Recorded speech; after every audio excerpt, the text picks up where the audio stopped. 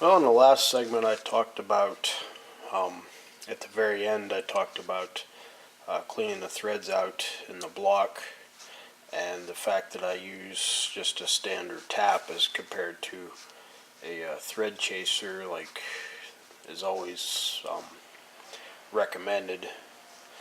And I thought this would be a good time to maybe educate some people a little bit on some of the characteristics of threads and of taps.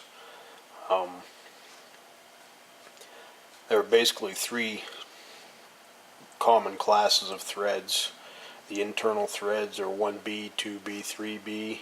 External threads are 1A, 2A, 3A. Combination of Class 1A external and Class 1B internal results in a loose tolerance fit for quick and easy assembly. This also allows for many assembly and disassembly cycles without thread damage. Basically, the thread is quite loose, so you don't end up having problems with the threads galling together. And that's something that is assembled and disassembled constantly or on a regular basis. And does not need a lot of strength. That is a thread class that would probably be appropriate. Combination of class 2A external and 2B internal results in a fit that is somewhat tighter than class 1, but still has an allowance for relatively easy assembly without galling or seizure. And also, most importantly, an allowance for lubricant film to ensure a consistent torque reading and consequently a consistent stretch. This is pretty much the standard thread class. Most nuts and bolts that you get are made to this thread class, and also the threads in an engine block are made to this thread class. And one of the reasons for that is you have head bolts, main bearing bolts, and other bolts that need to be torqued to a certain spec. And if there's no room for the lube to do that, or if there's too much room, then you're not going to get a consistent torque. And then combination of class 3A external, 3B internal has the tightest tolerance. There's no allowance for any coatings. Oh, and also class 2A and 2B, there is a slight allowance to coat those threads, say like a protective anti-rust coating, black oxide, cadmium coating, which I don't think is used very often anymore, that sort of thing. But anyways, no allowance for any coatings, very little allowance for lubricants, which can be a problem if you're trying to torque something to a certain spec. It's kind of hard to, with the Type 3 thread class, it's difficult to get enough lubricant in there to get a consistent torque. They're difficult to manufacture and requires tight quality control in order for the threads to work. So in other words, if you have one thread on the tighter end and the other thread on one direction, the other one on the tighter end, the other direction, the tolerances can stack up and you can end up having a thread that just does not fit together.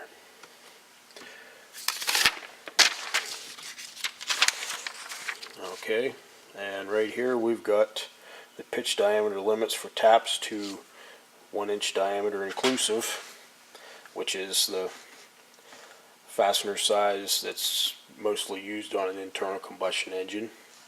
L1 is the basic size to the basic minus a half thousandths.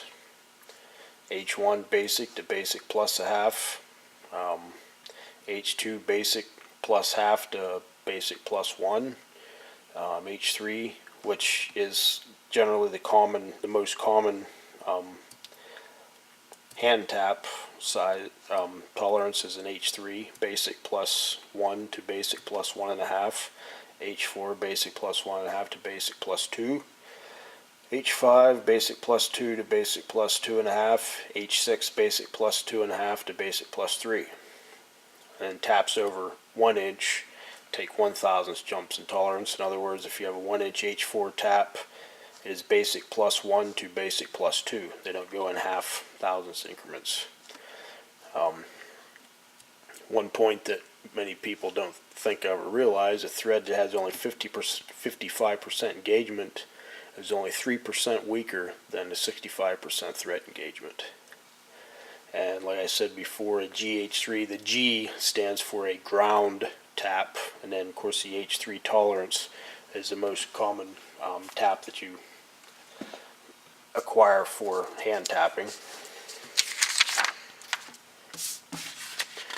Okay, I printed out this chart here with some of the sizes spelled out for the most common threads, fastener sizes that you're going to find in an internal combustion engine.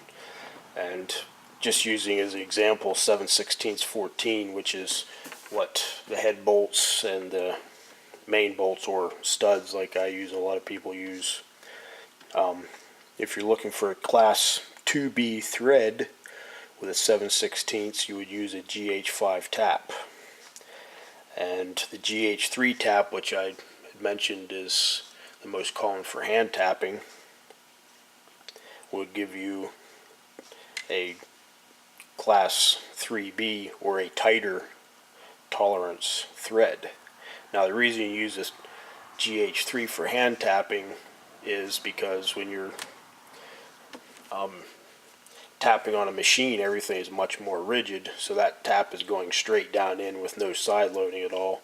And when you're tapping by hand, you're inevitably, the way that your hand works, there will be some side loading. That's why I use a little bit tighter tolerance tap for hand tapping.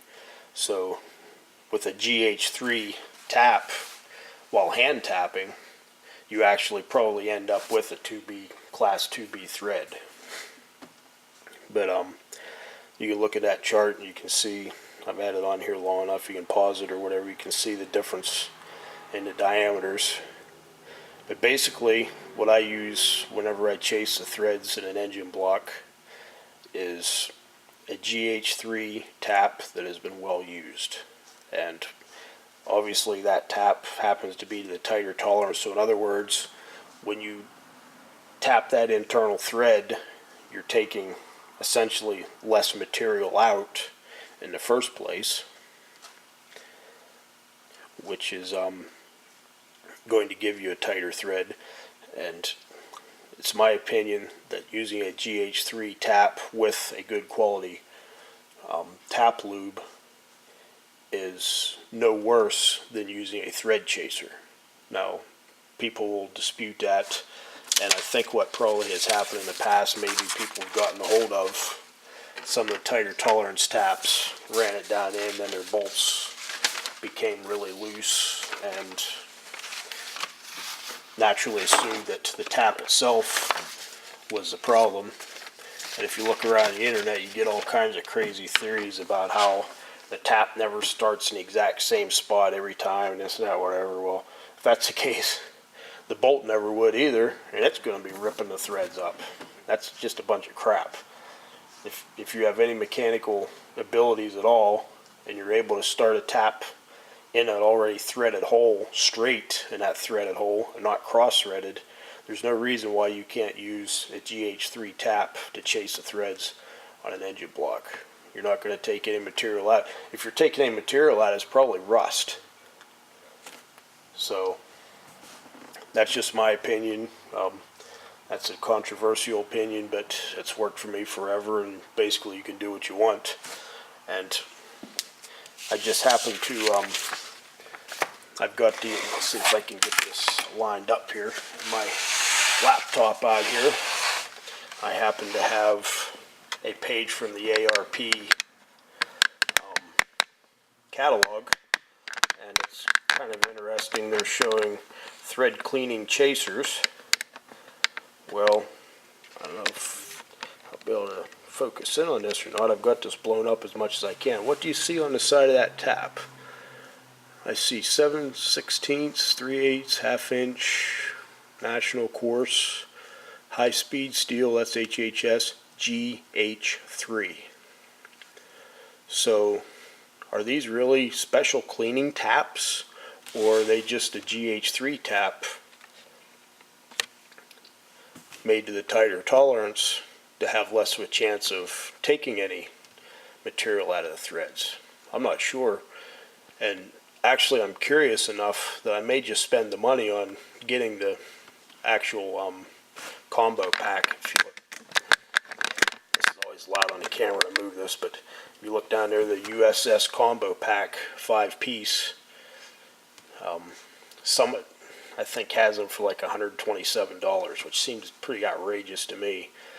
But you get a 1/4 20, 5/16, 3/8 7/16, 14 1/2, 13, so-called thread cleaning chaser. What they're showing here in their own catalog is nothing more than an ARP branded Gh3 tap, which, like I said, is pretty much a standard hand tap. So I'm curious enough, I think I'm going to order this set, and then maybe I'll do a video on what I find. You know, maybe this was nothing more than just a stock picture. They just threw 3 down there, and no dummy other than me would be smart enough to even pay any attention.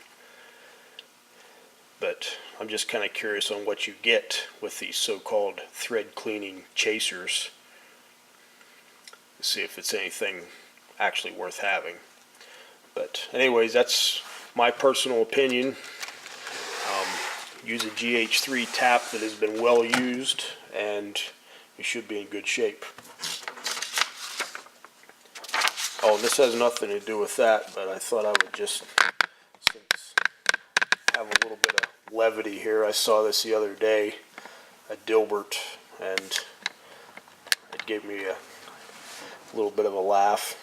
I'll just pan that on there for a while. If anybody's still stuck around over the last 12 minutes of this portion of the video, I thought that was kind of funny. I'm sure any of us that work in any organization have seen executives that think they know everything basically do the same stupid thing as that. But anyways, a little bit of levity after this. Just thought I would share my opinion on that, whether probably somewhat controversial, but that's the way I do it, and I'll continue to do it that way. Oh, and another, just to add on a little bit to this, I don't know if rant is a good word for it or not, but this Craftsman tap and die set that I bought, I don't know, it's been probably 15 years ago or more now. It's kind of interesting. I would never use these particular taps for engine work. I don't know if you can see the writing on there. Basically, there is no classification on these taps. I have no idea what these taps are, whether an H3, H5, H1, none of the above. I do have a nice little printout on there telling me what tap drill to use if I ever needed it. But I'm not sure. I'll have to look that up. I'm not sure what the VMK8 is. Maybe that is some sort of other specification I don't know about. The information I get comes out of the Machinery's Handbook that I have. So maybe there's something to that VMK8. I have no idea. But I don't know what tolerances are made out of. So anything critical I would definitely never use these on. I use them just for general purpose work.